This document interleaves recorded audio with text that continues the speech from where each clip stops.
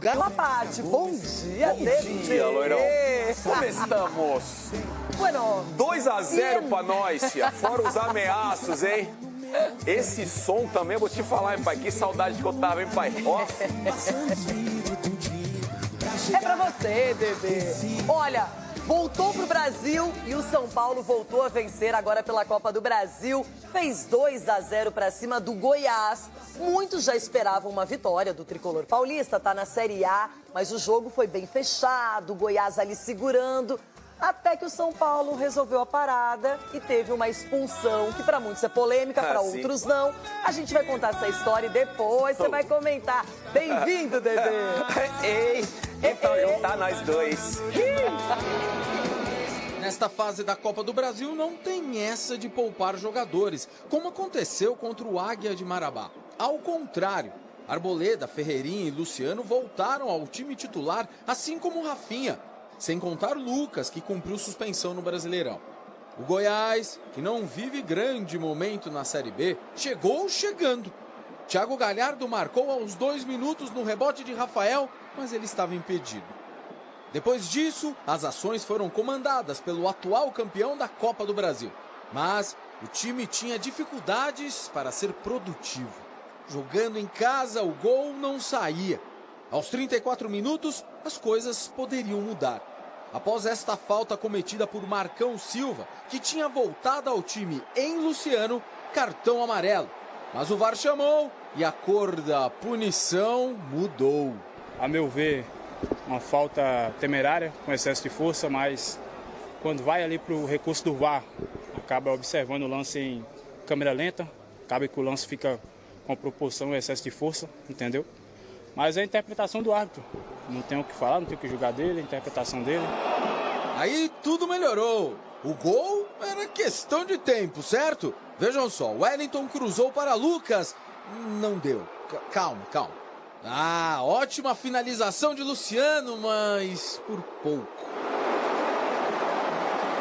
O Caleri não perdoaria após receber na área e finalizar com consciência. Porém, David Braz, ele mesmo, fez isso aí, salvou o Goiás e o São Paulo não abriu o placar no primeiro tempo.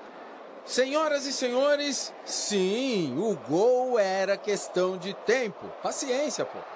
No primeiro minuto da segunda etapa, o atacante Eric, que havia acabado de entrar no lugar do volante Bobadilha, cruzou para Caleri, que chutou. Tadeu defendeu no rebote, Luciano fez 1-0. Presente pro Luciano para meter no fundo da rede, abrir o placar do jogo no Morumbi. Há várias alternativas para destravar um bloqueio baixo. Chutes de meia distância, que tentamos vários, desdobramento por fora, vindo de dentro ou bem aberto, bola parada. Afinal, você está pressionando o adversário em seu campo e ele comete mais faltas. Contudo, mesmo perdendo e com um jogador a menos, o Goiás não permitiu que o tricolor paulista aplicasse uma goleada diante dos mais de 45 mil São Paulinos nas arquibancadas. Logo após o gol, Luiz Gustavo, neste chute, por pouco não ampliou. Mas o cenário da primeira etapa se repetiu. O São Paulo ali, presente no setor defensivo esmeraldino, mas nada acontecia. Espaços bloqueados. E um golaço de Caleri aconteceu, mas foi anulado por impedimento pela arbitragem. É o mais difícil do futebol. É o mais difícil no futebol, trabalhar sem espaços, com a obrigação de encontrar os gols de maneira imediata. É o mais difícil. Pergunte a qualquer treinador quando uma equipe arma 2 bloqueios bem estreitos e fechados. Por isso, os jogadores que geralmente resolvem nos espaços curtos solucionam estas situações complexas, fazem a diferença neste tipo de partida. A muralha do Goiás tinha que ser derrubada.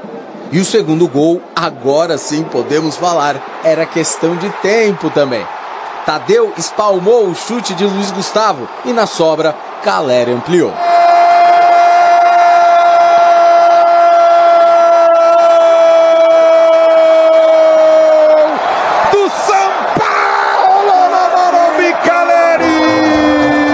Con respecto al gol, a insistencia.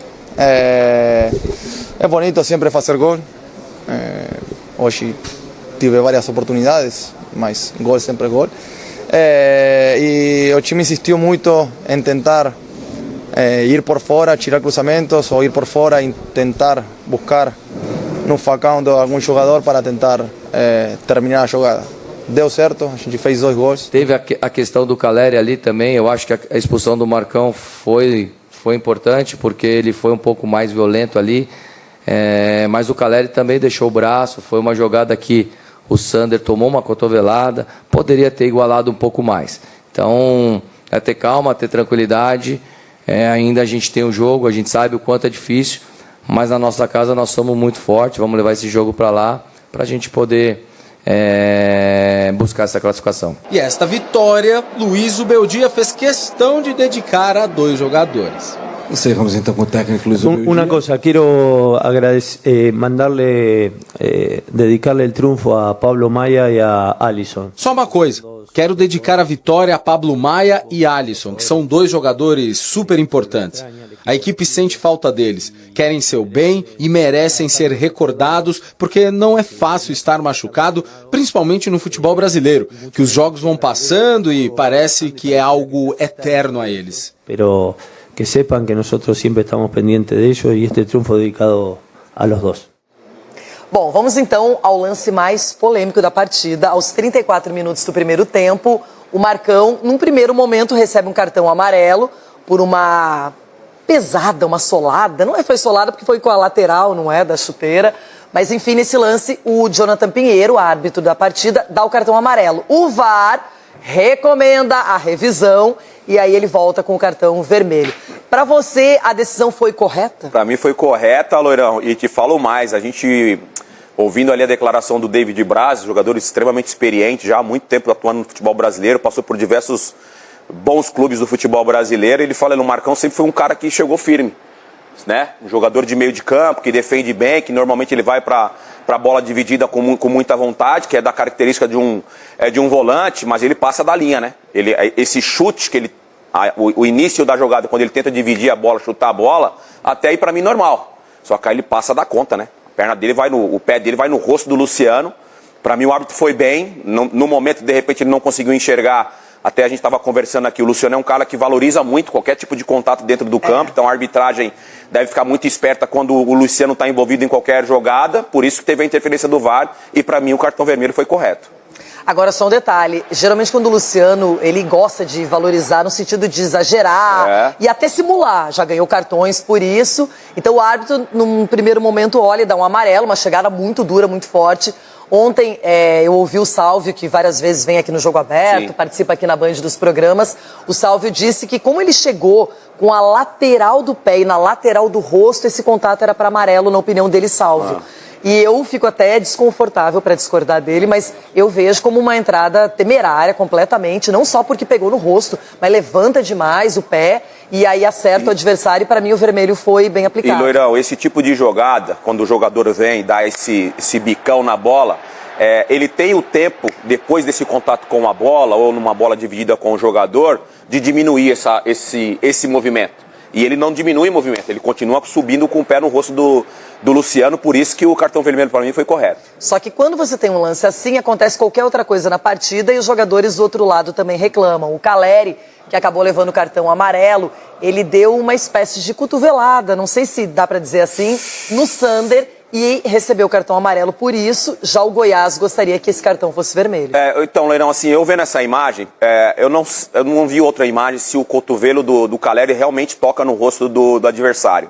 Porque eu vejo o movimento do braço que ele faz, né, para não ser, pro jogador não antecipar ele, ó, agora, ele faz o movimento da cotovelada.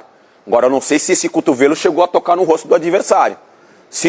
Eu não vi outra imagem, tá? Por isso que eu tô falando isso agora. Se esse cotovelo chegou a tocar no rosto do adversário, o árbitro se equivocou dando só o cartão amarelo. Por essa imagem? Por essa imagem, para mim parece que pega no rosto do adversário. Então... E aí o árbitro erra dando só o cartão amarelo. Teria que ter dado o cartão vermelho.